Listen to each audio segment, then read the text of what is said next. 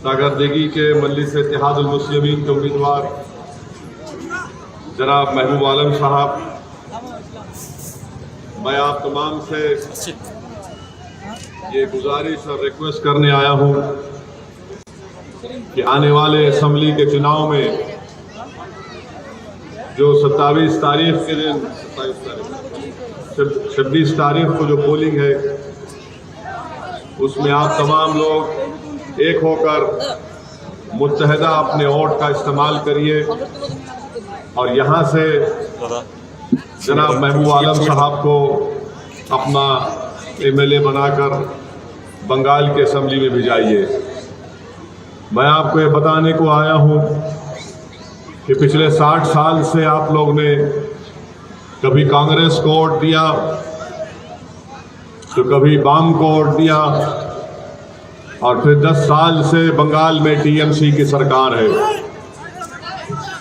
ये मुर्शिदाबाद का जिला है और यहाँ पर आप देखते हैं कि बरसों से आपने कांग्रेस को वोट देकर यहाँ पर कामयाब किया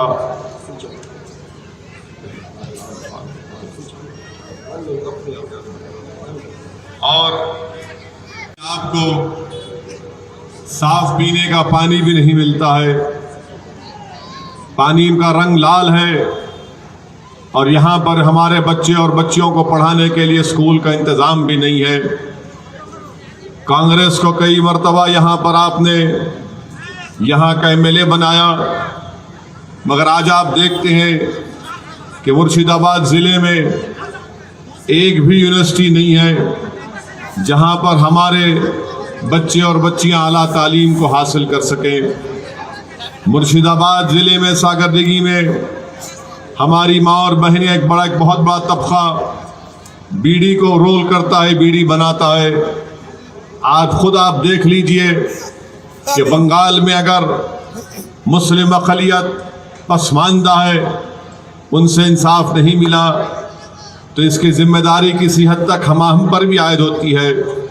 मेरी आपसे गुजारिश है, ख़ास तौर से हमारी माँ और बहनों से, कि 26 तारीख को आप अपनी जमात मजलिस इत्तेहादुल मुस्लिमीन के हक़ में अपना वोट देकर महबूब आलम को कामयाब करिए।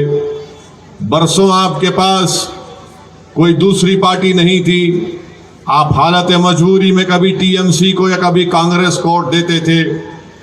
आज मजलिस आपके दरमियान में है और हम आपसे वादा कर रहे हैं कि सिर्फ असेंबली इलेक्शन तक नहीं बल्कि इंशाअल्लाह ताला सुबह क़यामत तक बंगाल की सरजमीन पर मजलिस इत्तेहादुल मुस्लिमीन बाकी रहेगी। ये पहला और आखिरी असेंबली इलेक्शन नहीं है, बल्कि हर असेंबली इलेक्शन में हम मुकाबला करेंगे, ज़िला परिषद का हो, ज़िला पंचायत का हो या फिर लोकल बॉडी का हो। और इंशाअल्लाह ताला वक्त भी आएगा जब मजलिस का उम्मीदवार मुर्शिदाबाद की पार्लियामेंट की सीट से भी मुकाबला करेगा। मेरी आपसे गुजारिश है कि अपने वोटों से अपने नुमाइंदों को कामयाब करिए। आज हर आदमी, हर पार्टी आकर आपसे कहती है कि हमको वोट दीजिए।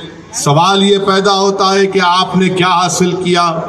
आज बंगाल में मुस्लिम अक़लियत का हाल ये है कि सब कोई कहता है कि हमको वोट दे दो, मगर हकीकत क्या है? हकीकत यह है कि सिर्फ 6% मुस्लिम अक़लियत की नौकरियां गवर्नमेंट में दी जाती है। सिर्फ 11% हमारे बच्चे हायर एजुकेशन में तालीम हासिल कर रहे हैं। 16% मुस्लिम लड़कियां और लड़कियां ऐसे हैं जो 9 साल और 14 साल के दरमियान में हैं, जो कभी स्कूल को नहीं गए। मेरे अजीज़ दोस्तों और बुजुर्गों, आज बंगाल की जेल में 38% मुस्लिम पॉपुलेशन अंडर ट्रायल है। हर मैदान में हम पीछे हैं। मेरी आपसे एक ही गुजारिश है कि ये नाइंसाफ़ी का अगर ख़ात्मा करना है तो हमको आपको मिलकर अपनी पार्टी जिसका इम्तियाज़ी निशान पतंग है, पतंग के निशान पर वोट देकर कामयाब करिए। ये कांग्रेस पार्टी की ही वजह से, कांग्रेस पार्टी की कमज़ोरी ही की वजह से आज नरेंद्र मोदी भारत के वजीर आज़म है। कांग्रेस पार्टी की नाकामियों का खमियाजा आप पर हमको भुगतना पड़ता है। अगर कांग्रेस पार्टी अच्छी होती तो इस देश में बीजेपी कामयाब नहीं होती, मगर कांग्रेस पार्टी की ही वजह से आज पूरे मुल्क में एक नफरत का माहौल पैदा हो चुका है। अगर देश का प्रधानमंत्री नरेंद्र मोदी है तो इसकी बहुत बड़ी जिम्मेदारी कांग्रेस पार्टी पर आयद होती है। मेरे अजीज दोस्तों और बुजुर्गों, मेरी आपसे गुजारिश है कि यही कांग्रेस पार्टी थी जब बाबरी मस्जिद के ताले खोले गए थे, यही कांग्रेस पार्टी थी जिसके दौर में बाबरी मस्जिद को शहीद कर दिया गया था, यही कांग्रेस पार्टी इख्तिदार में थी, पावर में थी जब दिल्ली की सड़कों पर मासूम सिखों के खून से होली खेली गई थी। मेरे अजीज दोस्तों और बुजुर्गों, आज आप देखते हैं कि कांग्रेस पार्टी हर भारत में हर रियासत में ख़त्म हो चुकी है। आज यही कांग्रेस पार्टी के लोग असदुद्दीन ओवैसी पर इल्ज़ाम लगाते हैं कि असदुद्दीन ओवैसी वोट काटने के लिए आए हैं। मैं हमारे गयूर भाइयों से कहना चाहूँगा, हमारी इज़्ज़तदार माँ और बहनों से कहना चाहूँगा, यही कांग्रेस पार्टी महाराष्ट्र में शिवसेना जैसी फिरका परस्त पार्टी को सपोर्ट करके वहाँ पर उद्धव ठाकरे को अपना चीफ मिनिस्टर बनाती है। यही कांग्रेस पार्टी जिसकी सपोर्ट कर रही है महाराष्ट्र में, वो शिवसेना का उद्धव ठाकरे असेंबली में खड़े होकर कहता है कि हमको फख्र है कि हमने बाबरी मस्जिद को शहीद किया। मेरी इज़्ज़तदार माँ और बहनों, मेरे अजीज दोस्तों और बुजुर्गों, यकीनन मुल्क में हमको बीजेपी के बढ़ते हुए कदमों को रोकना है, बीजेपी को शिकस्त देना है, क्योंकि जब से नरेंद्र मोदी देश के प्रधानमंत्री बने हैं, देश का तो काम नहीं कर सकते, मगर वो हमेशा इस बात की कोशिश कर रहे हैं कि इस देश की जो खूबसूरती है, भाईचारगी है, मोहब्बत है, इसका डाइवर्सिटी है, इसको हमेशा के लिए कमज़ोर करके रख देना। आज मैं बताना चाह रहा हूँ आपको कि जब यही नरेंद्र मोदी की सरकार ने CAA का कानून पार्लियामेंट में लेकर आया तो पूरी भारत की पार्लियामेंट में दुनिया ने देखा कि अगर कोई था जिसने नरेंद्र मोदी के सामने आंखों में आंखें डालकर उसके 306 MPs की आंखों में आंखें डालकर किसी ने CAA के कानून को फाड़ दिया तो उसका नाम असदुद्दीन ओवैसी था। मेरे अजीज दोस्तों और बुजुर्गों, यही बीजेपी ने मुस्लिम हमारी बहनों से झूठा हमदर्दी का दावा किया और ट्रिपल तलाक जैसा गैर कानूनी कानून बना दिया। ट्रिपल तलाक का कानून जो बनाया गया उस इंसाफ नहीं मिलेगा बल्कि उससे नाइंसाफी की जाएगी। मेरे अजीज दोस्तों और बुजुर्गों, आज बंगाल में बीजेपी के 18 MP जीत कर आ गए, इसका जिम्मेदार कौन है? मुझ पर उंगली उठाने वालों, मैं तुमसे पूछ रहा हूं, क्या कांग्रेस की कमजोरी की वजह से, क्या ममता बनर्जी की कमजोरी की वजह से, क्या बीजेपी के यहाँ पर 18 MP कामयाब कैसे हो गए? मजलिस या असदुद्दीन ओवैसी तो 2019 का पार्लियामेंट के चुनाव में हमने तो इलेक्शन नहीं लड़ा था, मगर मेरे अजीज दोस्तों, हकीकत यह है कि आज बीजेपी हो या फिर तृणमूल हो या कांग्रेस हो, इनका वोटर बीजेपी को वोट दे रहा है। ये सिर्फ ये कहकर हमको डरा रहे, फुसला रहे, मगर आज आप देखते हैं कि इनके पास कोई ताकत नहीं है कि वो बीजेपी को, इनकी बंगाल में जो कामयाबी पार्लियामेंट में हुई, इसका जिम्मेदार यही दोनों पार्टीज हैं, चाहे कांग्रेस हो या फिर ये आपके TMC हो। मैं आपको ये भी बताना चाहता हूं कि आप बंगाल में शीतलकुची में जो कुछ हुआ कि जहां पर 4 लोगों को सेंट्रल पैरामिलिट्री फोर्सेस की गोलियों ने उनको ख़त्म कर दिया, उनकी जान ले ली, वहीं पर एक आनंद बर्मन नामी एक शख्स जो वोट डाल रहा था उसकी भी मौत हो गई। मैं इसकी मौत के बाद बीजेपी कहती है कि ऐसे शीतलकुची के तरह और 4-5 वाक़यात होंगे।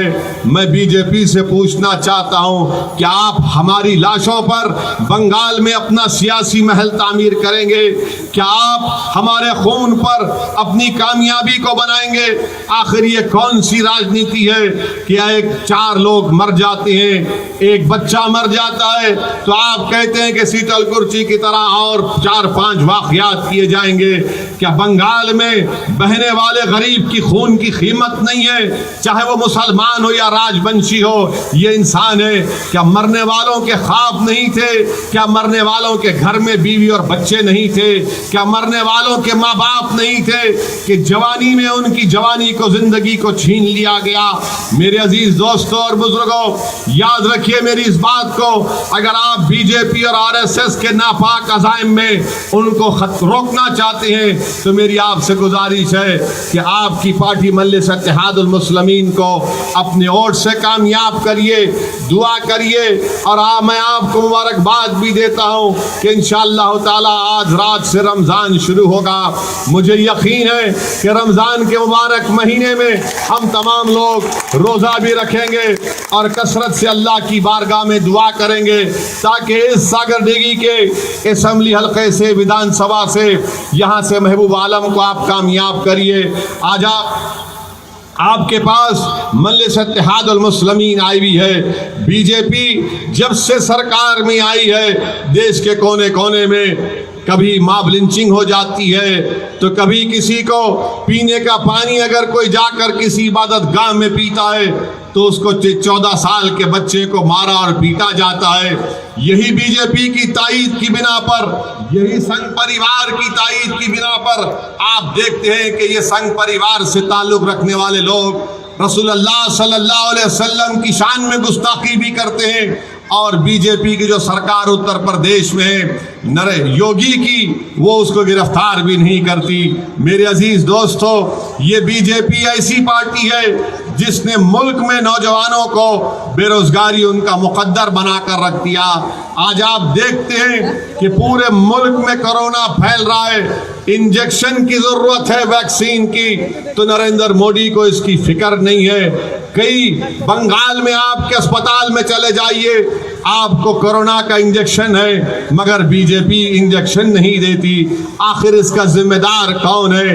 नरेंद्र मोदी तो बड़ी बड़ी भाषण करते हैं, बड़ी बड़ी बातें करते हैं, मगर इनको देश चलाना नहीं आता। ये बांग्लादेश तो चले गए और बांग्लादेश में जाकर नरेंद्र मोदी ने वहां पर बांग्लादेश के जनता से कहा कि मैंने बांग्लादेश के लिए सत्याग्रह किया, मगर यही बंगाल में आज देखते हैं कि बीजेपी के लोग कहते हैं कि मुर्शिदाबाद में घुसपैठी घुसे हैं, मुर्शिदाबाद में बांग्लादेशी हैं। खुद दिलीप घोष ने कहा था कि 1 करोड़ से ज्यादा लोग बंगाल में बांग्लादेशी हैं। आखिर ये कब तक ये नफरत फैलाते रहेंगे? मेरे अजीज दोस्तों, मेरी इज्जतदार माँ और बहनों, आपको अपने मासूम बच्चों के मुस्तकबिल को सोचना है। आपको अगर अपने इस सागरदिघी में अपने बच्चों के लिए, अपनी बेटियों के लिए स्कूल की जरूरत है, यहाँ पर कॉलेज की जरूरत है, साफ पीने के पानी की जरूरत है, और सबसे ज्यादा आपको जरूरत है कि आपकी एक आजाद सियासी आवाज हो जो बंगाल के असेंबली में जाकर गूंजे। कब तक आप कांग्रेस की ममता बनर्जी का साथ देते रहेंगे? ये आपको सिर्फ वोट हासिल कर रहे हैं, इंसाफ नहीं कर रहे हैं, ये हमको गुलाम बनाकर रखना चाहते हैं। मेरे अजीज दोस्तों और बुजुर्गों, एक तरफ नरेंद्र मोदी अपने आप को हिंदू नेशनलिस्ट कहते हैं, तो दूसरी तरफ कांग्रेस के राहुल गांधी अपने आप को जनियोधारू हिंदू कहती हैं, तो तीसरी जानिब ममता बनर्जी कहती है कि मैं हिंदू ब्राह्मण हूं। बताइए फिर आपके पास क्या ऑप्शन है? आप किसकी तरफ देखेंगे? एक तरफ हिंदू नेशनलिस्ट है, एक तरफ कांग्रेस का जनियोधारू है, तीसरी जानिब ममता कहती है कि मेरा गोत्रा शांडलिया है, मैं हिंदू ब्राह्मण हूं और चंडी पाठ पढ़ती है। बताने का मकसद ये कि आज आपकी कोई अहमियत नहीं है, आपकी कोई वोट की कीमत नहीं है, आपकी गरीबी के ताल्लुक से इनके पास कोई प्रोग्राम नहीं है। हालत मजबूरी में आपका वोट हासिल करना चाहती हैं। आज यहाँ सागरदिघी से एक मुकामी काबिल नौजवान जो हमारे मजलिस के उम्मीदवार हैं, जनाब महबूब आलम साहब को वोट दीजिए, इनको अपना महबूब बना लीजिए। आपने बरसों कांग्रेस को वोट दिया, आपने कभी टीएमसी का साथ दिया।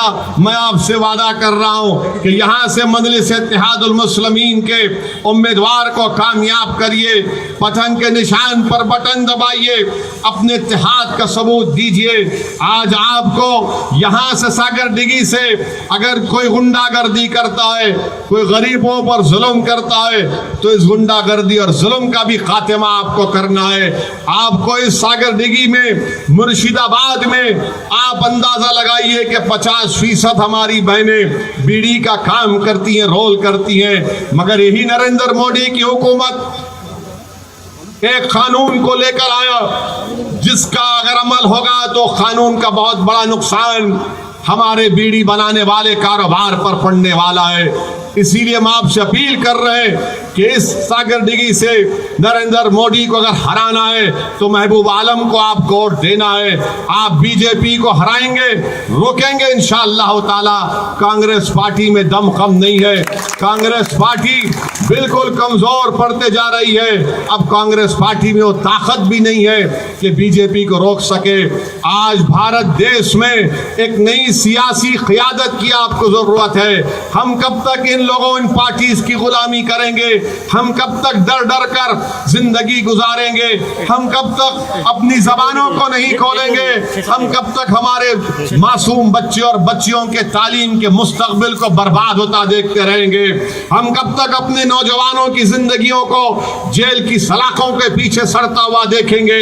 मेरी आपसे गुजारिश है कि आइए एक नए दौर का आगाज करिए और बंगाल में एक तारीख को बनाइए, ताकि यहाँ से महबूब आलम आपके वोट के जरिए जब एमएलए बनकर जाएगा तो सिर्फ सागर डिगी नहीं बल्कि ना सिर्फ मुर्शिदाबाद बल्कि पूरे बंगाल के गरीब आवाम की एक ताकत और आवाज और पहचान बनेगा।